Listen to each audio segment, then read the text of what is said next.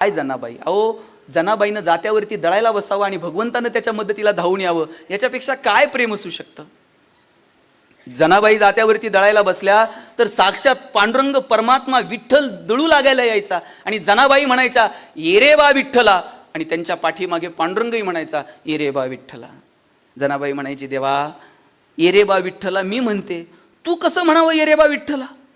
जने तू म्हणतेस ना मला तसंच म्हणावंसं वाटतं, तू बोलतेस ना मला तसंच बोलावंसं वाटतं. अरे तू आणि मी काय वेगळं आहे का.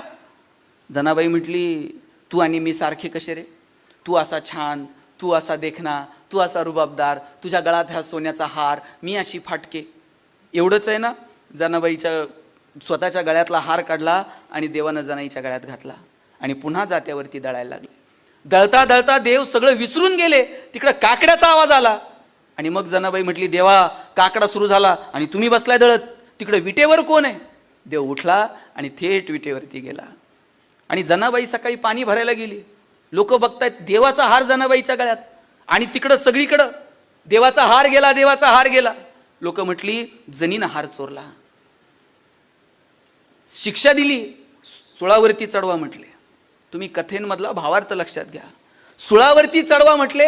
जनाबाई म्हटली सुळावर काय काय शिक्षा द्यायची ती द्या, फक्त एकदा मला देवाच्या समोरून घेऊन जा, देवाला विचारू दे मला.